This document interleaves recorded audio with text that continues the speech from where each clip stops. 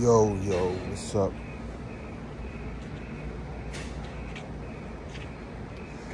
What's up, black folks, man? Um,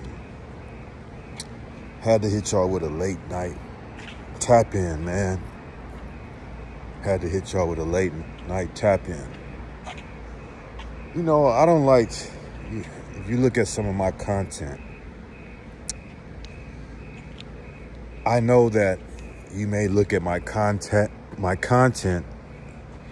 and your first impression, maybe on some videos, because I started off with travel content, but as my life changed, my content had to change as well.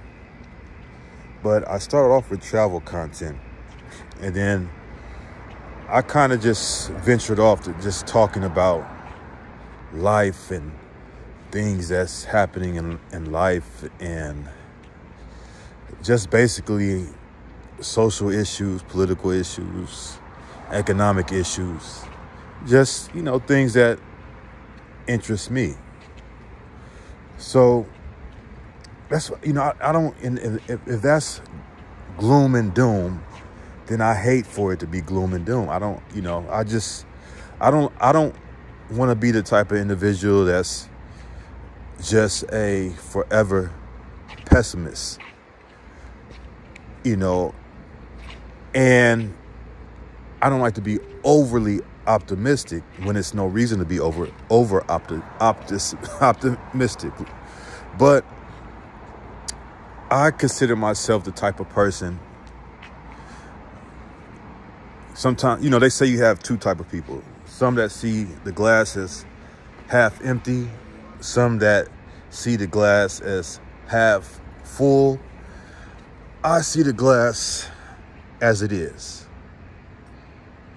It's either you can look at it as being half empty, or you can look at it as being half full. That's the type of person I am. So when you watch my content and you look at my videos, that's pretty much the approach that I take in life. So with this video, you know, I don't want to be the type like, well, I'm not going to reiterate the point I just made. But with this video, I want to touch on something one of the elders, great scholars, who's still here,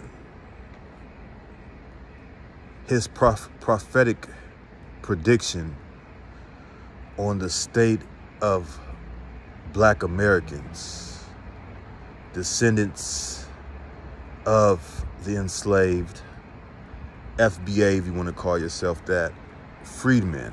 I want to talk about what he said about us in particular. And he said that he's been hammering this to us for many years. He's been hammering this, that if we don't get our stuff together, we'll finish, right? He said, I believe in one of his videos, he said, in one of his speeches, because it wasn't like a YouTube video that he was just creating. It was a speech that was recorded that was later put on YouTube. But he says that if we don't get our stuff together economically, if we don't come together and pull ourselves together and start doing for self, we'll be done by the year 2013, I believe, paraphrasing. But he did this video, it seems like it was done over in the 90s, maybe late 80s. But he said that if we don't get our shit together, we will be a permanent minority underclass. Like he said, a double minority underclass. So we will be under the other so-called minority underclasses. He said that in the 90s. He said that in the 80s. Well, what I want to say is that I feel like we're finished. I feel that we are now, and we've been that way for a while, that permanent minority underclass that he talked about. we're finished, man. And especially if Kamala gets in, it's over. It is over. I know you got all these. When I look at all these when I look at the Democratic Party, we already know what's up, man. We know what's up. We know what's up. You got these old loyalist black folks who talk about vote blue no matter what you do. You got some of us in my generation who on that vote blue no matter what you do, because they're just following what the older generation have taught them, or if there's some type of celebrity, they're being paid. So we got that, but when you got to understand this, right? And I had to come to this realization. I had to come to this realization on my own, right? When you look at the older generations, but particularly the black baby boomers, what you got to understand about them is a lot of them already a lot of them already got theirs. They're good. Whether they have retirements, whether they have pensions, hell, even Social Security, whatever. They came about in a time where, yes, they had to deal with systematic racism. And maybe even when they were coming up, it was more in your face. But they came up in a time where, in terms of systematic racism, white supremacy, it was just them. And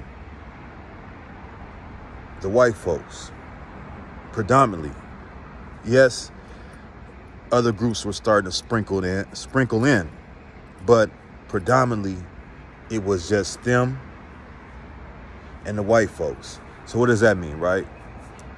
When they were working, whether it was a blue-collar job or a white-collar job, they were able to go to college and get their degrees, they would be the ones that were usually getting hired.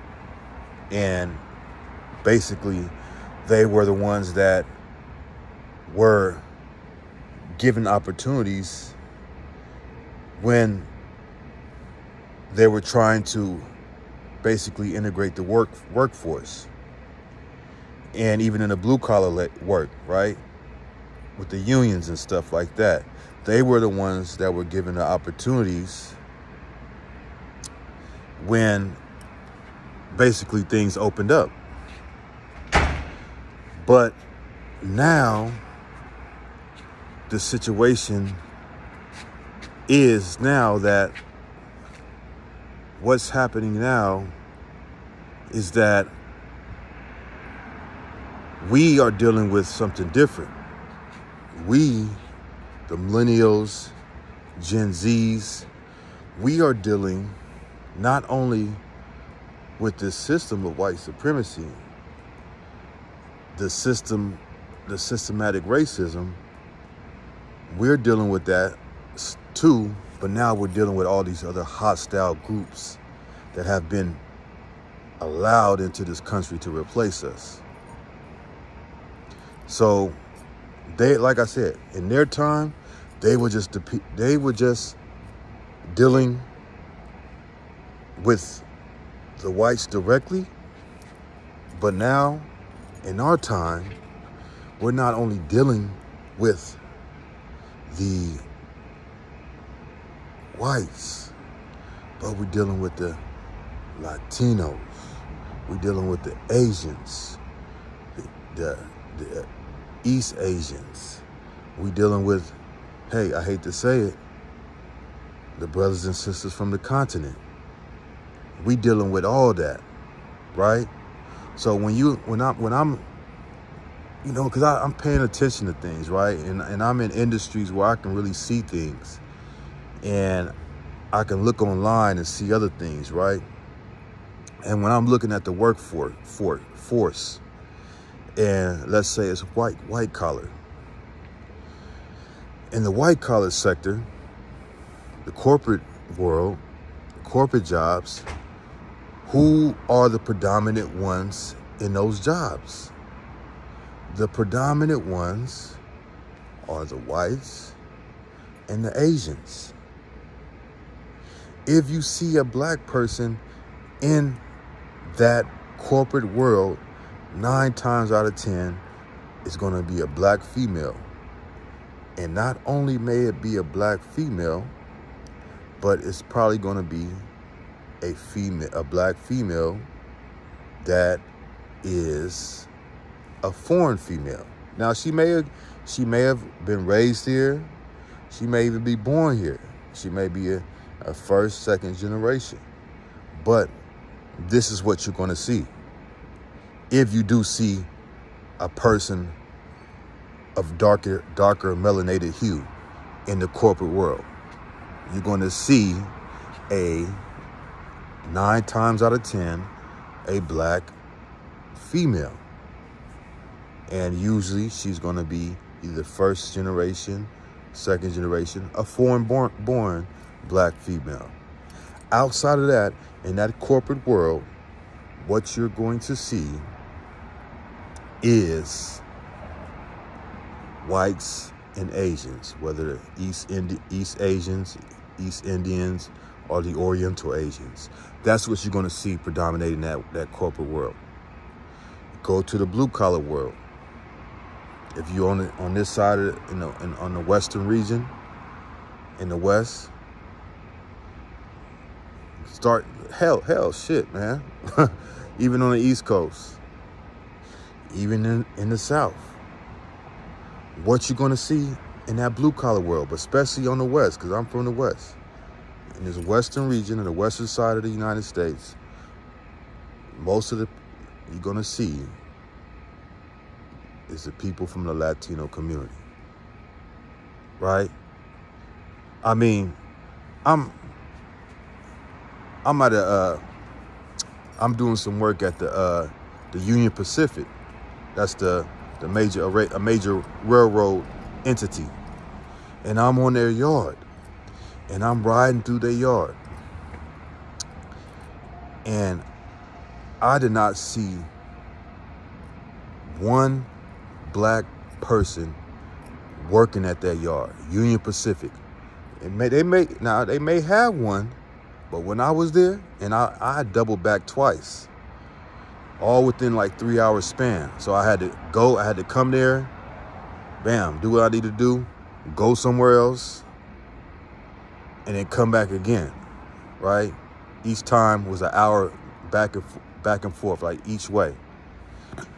Each time I came back there, even when the shift changed, still didn't see not one single black person. And I had to ask myself, you mean there's no black people in the city? So you mean there's no black males that need jobs?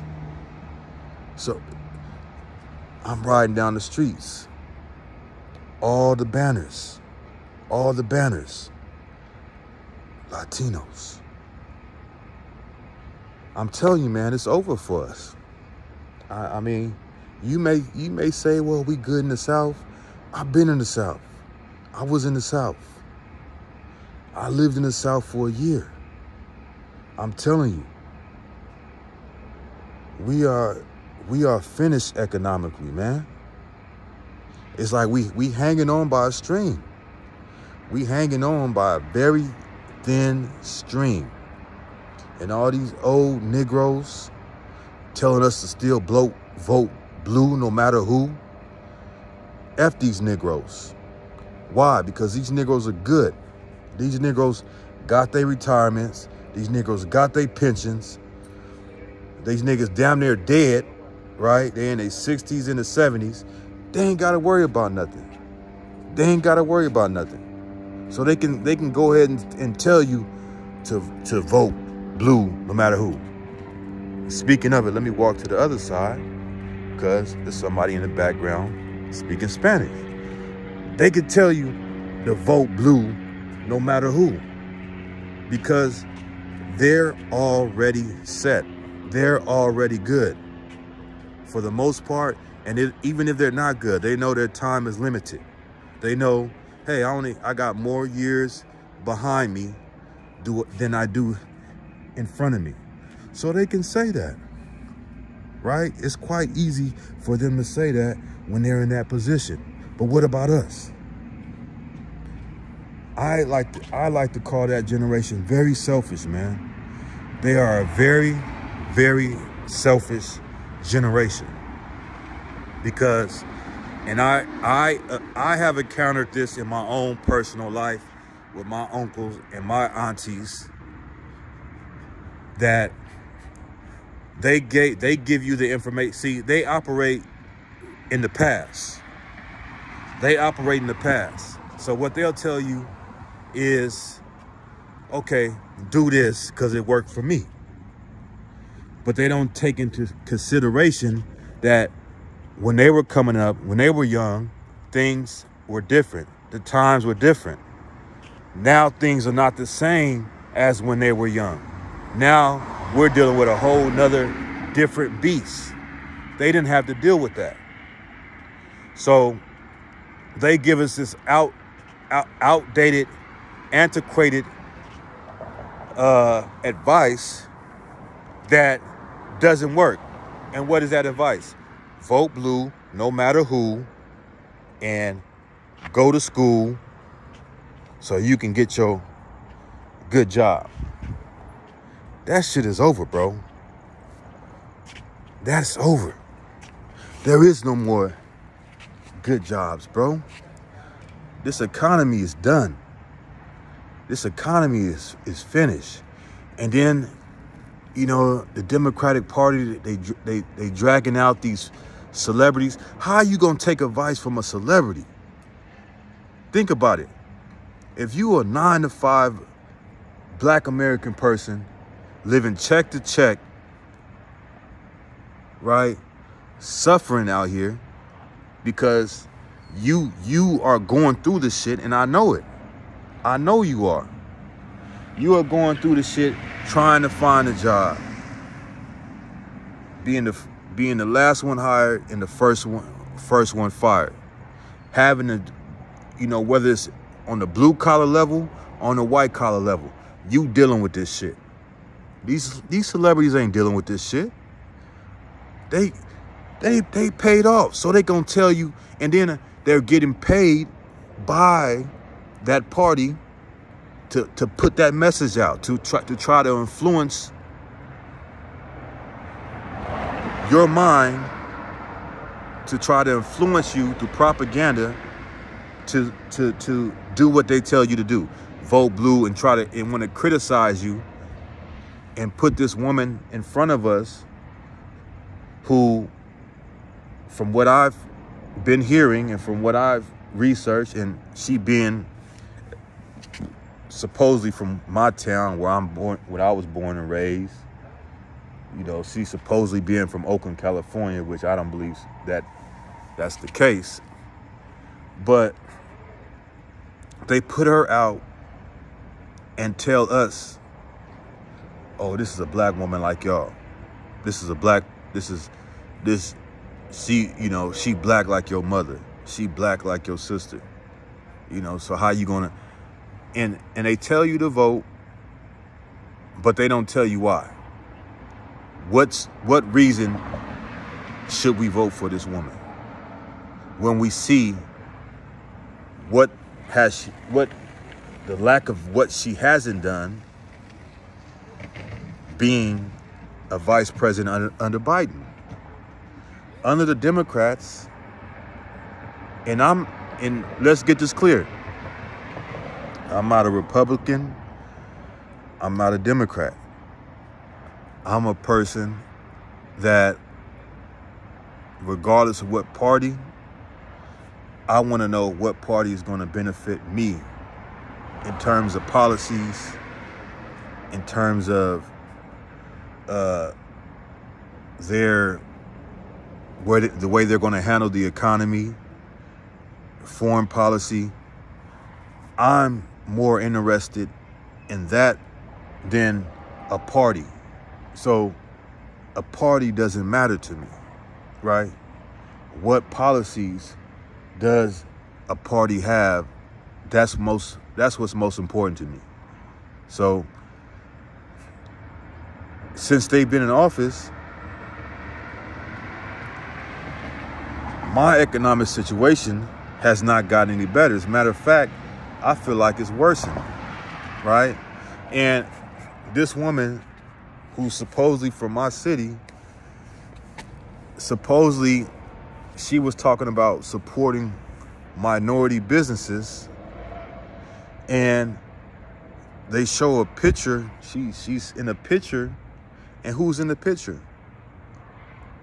When she's talking about she's supporting small businesses and minority business owners. Whites, East Indians, Oriental Asians. Maybe not whites, but because she's talking about minority. Maybe it could be white women, but East Indians and Orientals, and maybe Latinos. So how is that benefiting us? It's like Dr. Claude Anderson said. He predicted this would happen, and it has happened. We have been replaced. We have been replaced. And not only that, we have economically falling to the lowest rungs of society. And the way things are going, the way things are looking, it's not looking good even for those individuals. So what you think that's going to mean for us? It's going to look even worse for us. So I said that in another video. I just said, you know, and I hate to keep reiterating this point, but it is the truth. We're finished. We're finished. And these other groups, they're doing it blatantly. They're doing it blatantly. They're not even trying to hide the fact that this is what it is. When you going to do business, or when you going online to look for some opportunities, you're going to see their face, and they're going to let you know this is what we're doing and this is what we want. We have no place for you Black Americans. Matter of fact, we want Kamala to get in so we can totally replace your ass. So what is some blacks deciding to do? Well, they're saying, okay, well, maybe if we dilute ourselves, then maybe we have a chance. And what does that mean by they're diluting themselves?